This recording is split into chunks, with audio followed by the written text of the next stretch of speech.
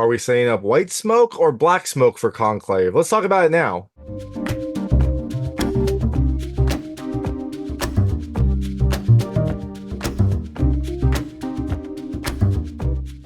Hey everyone, it's David Stark from Watcher Pass. Today I'm here to talk to you about Conclave, a new film coming to theaters on October 25th, 2024. It is a film about a very secretive process, the process to pick a new pope, and what some of the internal machinations of that might look like.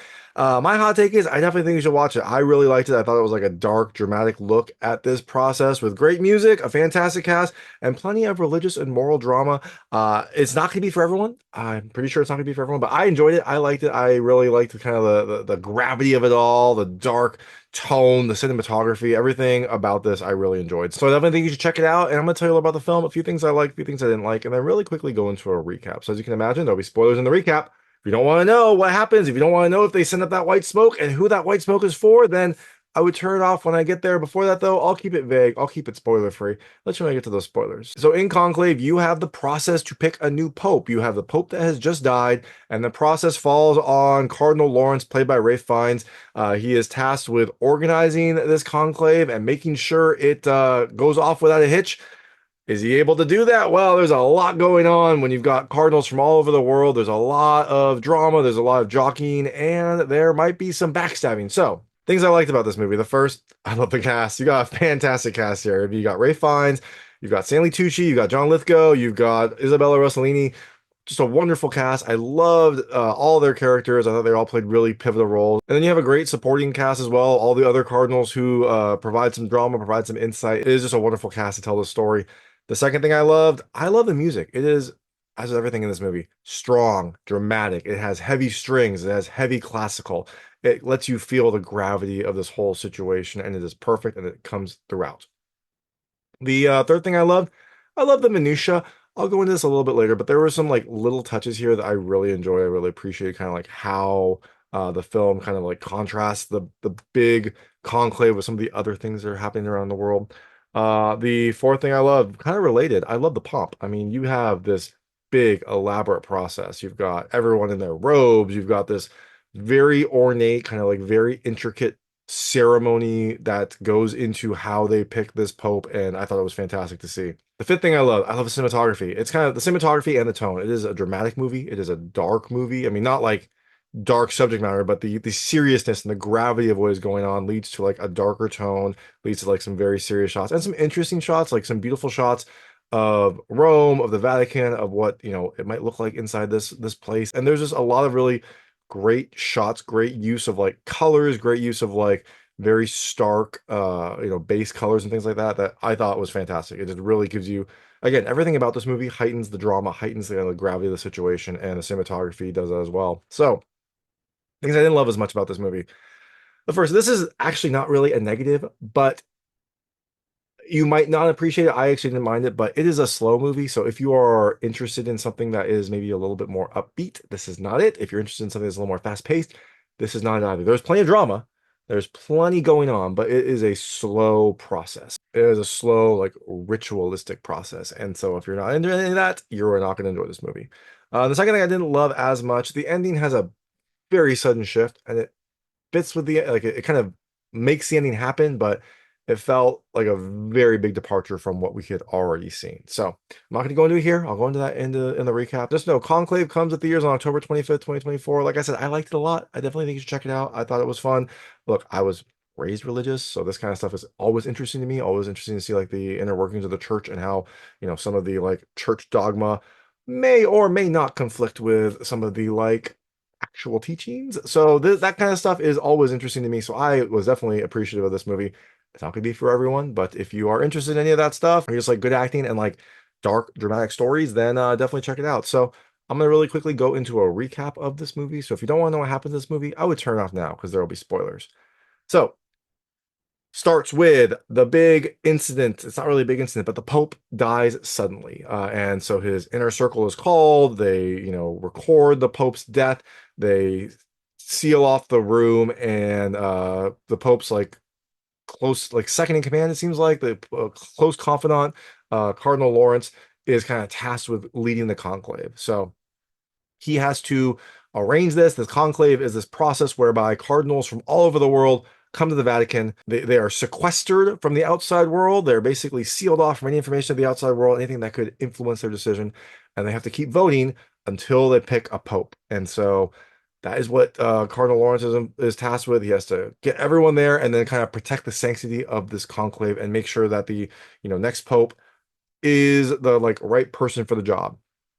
So I mentioned the minutia. One thing I did appreciate, I don't know if this was intentional or not, but like, the Pope is dead. It is a big event. This is a like larger than life figure, like a, holy figure if you believe that. And they show this, and then they show the coroners coming in and like taking the body away, and which the coroners, they're not like brutal with the body, but they're not like super careful with it. Like they are treated like any other dead bodies. They zip it up, they put the Pope on the stretcher. They're not super gentle with him. They kind of like drop him a little bit, and then they wheel him out. And as they're wheeling him out, there's like all these bumps, kind of showing that the Pope is like anyone else, I guess. I think that might be what they're going for, but like the Pope is just another dead body at this point. Like he has gone. So I like little things like that, little instances that kind of like ground some of these like larger than life figures, some of this like insane process that happens.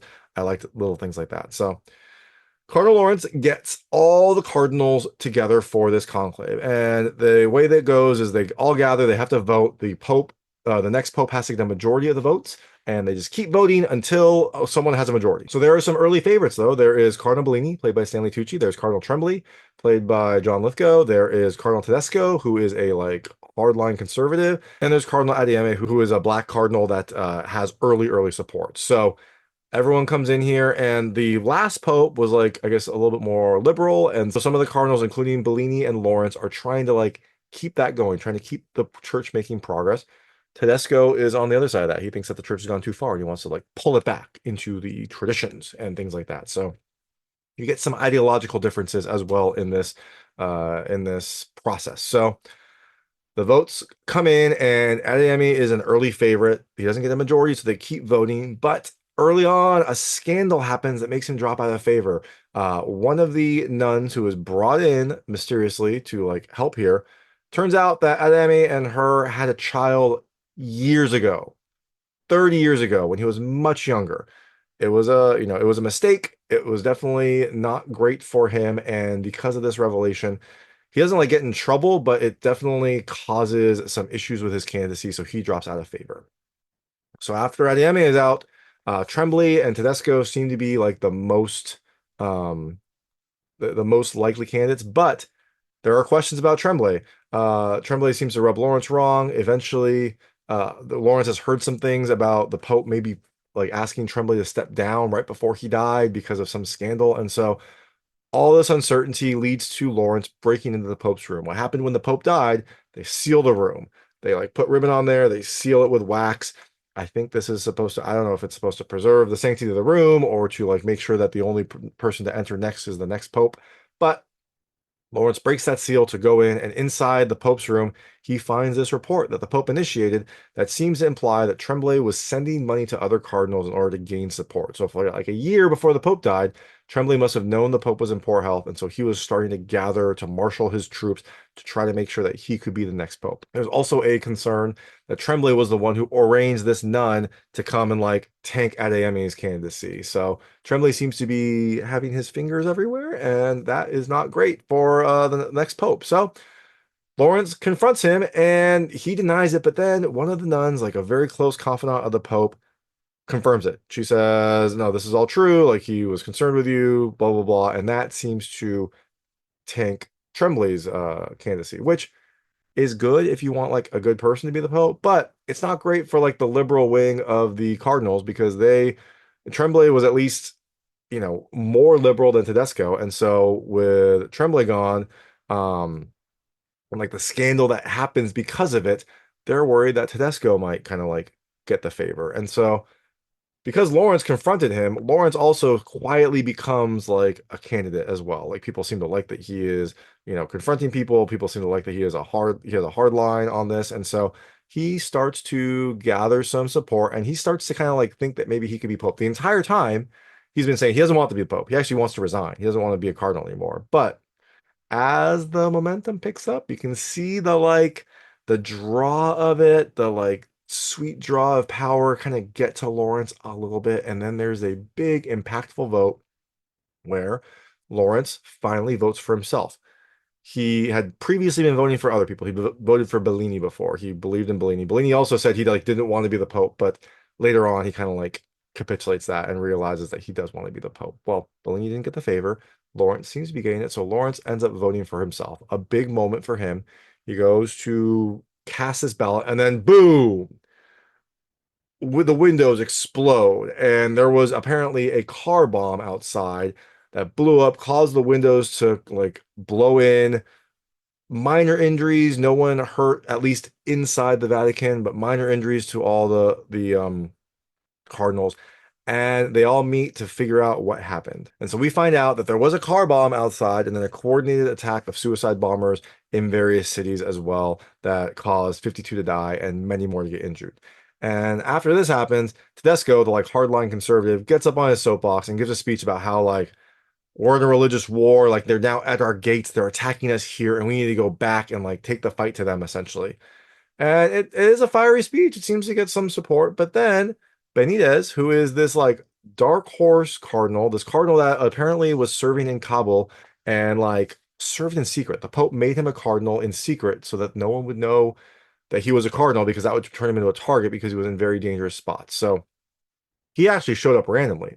No one in the Vatican knew about him, but he showed up with his papers saying, like, no, the Pope actually appointed me. It was in secret. We don't know why it was in secret. It was between God and the Pope, but we can all figure out that it was because he was served in dangerous places. Benitez had served in the Congo. He'd served in some other places, and most recently he was serving in Kabul. So Benitez, who has had some support, not a ton of support, but some support, stands up and gives a wonderful retort. He basically says, like, well, what do you know about war, Tedesco? Like, I've served my flock in war zones and like I've been in the dangerous places. And he basically says, like, this division doesn't help anyone. And so it's a really good speech. It seems to like muster support. And so there is another vote, and in a surprise, Benitez wins. He gets the papacy. He chooses his pope name as Innocent. And so everything seems to be working out. But there's controversy. We find out that Benitez earlier had some sort of health problem, and they looked into it briefly. And it's a very kind of like delicate balance because Lawrence is the only one that has contact with the outside world. And he's trying not to get too much information, but if something comes up, he tries to investigate a little bit. So earlier he'd sent someone to go investigate Benitez, and we found out about this like medical possible problem, but apparently he didn't like go through with this procedure. So they're like, okay, it must have been fine. It must have just been like a health scare. Well, we find out that maybe it was a little bit more than that. And so Lawrence goes to confront Benitez, and Benitez says, yeah, he had potentially this operation. Apparently, he was born a man, but also born with ovaries and a uterus. So he had like female organs in himself. And so when he found this out, he didn't know any of this. Apparently, he had like an appendectomy, and when they did that, they like realized, oh, you got some other stuff in here. So when he found this all out, he went to the Pope to like confess and say like, you know, I'm sorry, like I didn't realize any of this. I'm going to resign. And the Pope's like, no, no, you keep serving. You're good. And I think the Pope then arranged to have him go to Switzerland to have this operation, to like have a hysterectomy. And so he was going to do that, but then he kind of like started thinking about it more and was like, hey, look, like I don't want to cut up my body. Like I don't want to cut up my body. Like I'm just going to be like that seems worse than just being the person that God made me. And so he decided not to have this operation.